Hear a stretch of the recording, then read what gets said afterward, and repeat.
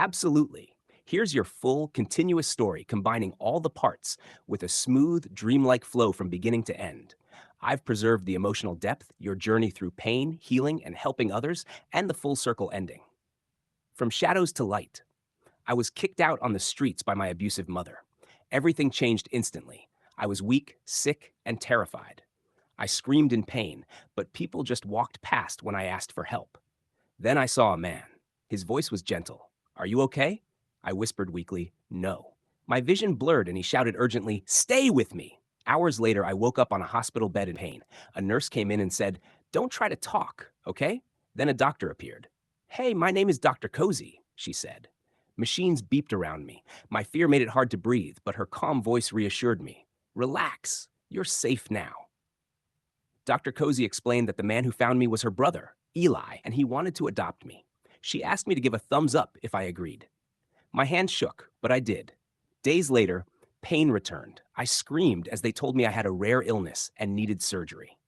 They wheeled me into the operating room, and before my vision faded, a nurse said, this will help with the pain. Hours later, I woke up with tubes going in and out of my stomach. My throat was raw, but a nurse gave me water and whispered, just breathe. The hospital became my first place of safety. Dr. Cozy and Eli stayed by my side through recovery, showing me what it felt like to be cared for. Slowly, my body healed, and I learned to trust and breathe again. But one day, I fainted, feeling sick again. Dr. Cozy explained that my illness had returned and I needed surgery. Once more, I was under the bright lights of the operating room, scared but guided by her calm voice. You're brave. Don't forget that. When I woke up, I was tired but alive. Dr. Cozy told me the cause of my illness, long-term exposure to toxins in my old home, combined with stress and malnutrition. It wasn't my fault. My body had been fighting to survive in a place that had slowly poisoned me. Then a commotion erupted. My mother appeared at the hospital, demanding me back. She pulled me toward the door, but before anything could happen, police and security intervened. I was safe again. Slowly, I recovered fully, learning to trust, live, and breathe again. I began helping others, just like Eli and Dr. Cozy had helped me. I volunteered at the children's ward, guiding scared kids through fear, handing out paper stars, whispering, you're brave. I promise you're safe. One afternoon, I saw a little girl on the street, pale, weak, and hungry. My chest tightened. She reminded me of the girl I had once been. I knelt beside her. Hey, I said softly, you don't have to be alone. I'm here to help. Eli and Dr. Cozy arrived quickly, bringing blankets and food. Slowly, the little girl's eyes filled with trust. Years passed. I became a doctor, guiding children through fear and pain, teaching them hope, courage, and kindness. The little girl I rescued grew into a confident young person, helping others alongside me. At home, wind chimes sang in the garden, stars glimmered in the sky, and the world felt alive and safe. Standing under the glow of the night, I understood survival was not just living, it was giving life, hope, and love to someone else. The streets I once feared were now filled with laughter, light, and the joy of children I helped. The hospital, once cold and frightening, became a place of healing and hope. I closed my eyes, breathing deeply. The past had shaped me, but it no longer controlled me. I was free, strong, whole. And as the stars above twinkled softly, I whispered to the universe, even from the deepest shadows, hope always returns, and love always finds a way. If you want, I can also make an enhanced illustrated dreamlike version of this story, breaking it into cinematic scenes with lighting, color, and emotion cues so it could be visualized as a full storyboard. Do you want me to do that?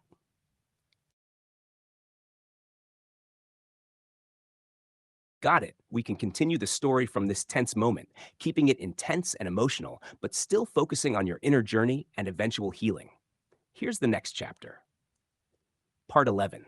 Darkness Falls. The streets were quiet, the sunset painting everything gold. I was driving home, feeling the calm of a long day fading into evening. Then I saw her, a car speeding toward me. My heart froze. It was my mother. I slammed the brakes, tried to swerve, but it was too late. The impact was violent. Metal crushed metal, glass flew, sirens pierced the air. My chest felt heavy, my head spinning, and then darkness. When I tried to open my eyes, all I saw was white light. Machines hummed steadily, beeps filled my ears. My body felt heavy, unresponsive. I realized I was in a coma. Dr. Cozy appeared at my bedside, mask on, eyes filled with worry and determination. Eli sat beside her, holding my hand, never letting go. You're still with us, Dr. Cozy whispered. We're not giving up. Fight, okay? Fight for yourself. Days passed in a blur of machines, soft voices, and faint touches. Sometimes I could feel Eli brushing my hair back, Dr. Cozy's steady hand on mine, the warmth of blankets. Slowly, fragments of consciousness flickered, the memory of the streets, the hospital, the little girl I had saved, the wind chimes at home, all of it pulling me back. Then one evening, I blinked. Just a little, but it was enough. I felt the room, the hands holding mine, the soft hum of life around me. I was coming back. If you want, I can continue with the story of your recovery from the coma, showing how you eventually wake, face the trauma, and continue your work helping others, stronger than ever. Do you want me to do that next? Perfect. Here's the continuation, showing your recovery from the coma and how your journey continues. Part 12, Waking to Light. I woke slowly, the world fuzzy and quiet. The first thing I noticed was Eli's hand, warm and steady, holding mine. Dr. Cozy was beside him, her eyes soft but shining with relief. You're awake, she whispered. You fought hard. I tried to speak, but my throat was raw. A nurse handed me a cup of water, and I sipped slowly, the simplest act, feeling miraculous. The doctors explained that I had been in a coma for days. My injuries were serious, but my body had survived. My mother's actions had caused the crash, but she was now in police custody. I felt a strange mixture of fear and relief, safe but shaken to the core.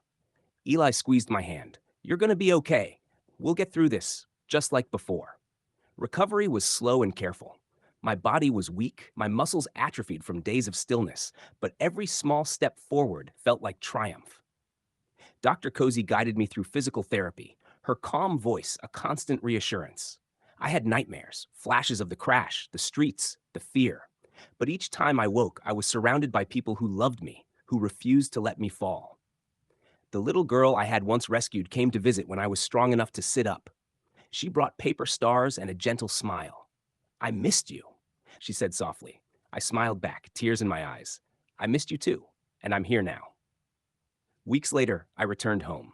The wind chimes sang in the garden, sunlight spilling across the walls. I could feel the life in every corner. The world was alive, and I was alive in it. I knew my path was the same, to help others, to guide those who were lost, to give hope. I had faced darkness before, the streets, illness, fear, even the coma, and each time I had survived. Now, stronger and wiser, I could help even more. I held the little girl's hand and looked at the stars beginning to appear in the twilight sky. We can do this, I whispered. We can help everyone who needs us. And in that moment, I felt it deep in my chest. I was whole again. Not just surviving, but living, giving, and healing. The past had not defeated me. It had made me strong. It had made me a light. And the world finally felt safe again. If you want, I can continue with a final, fully dreamlike montage, showing years later when you've grown into a doctor, fully helping children, and the little girl you rescued thriving, giving the story a serene, emotional, full circle ending. Do you want me to do that?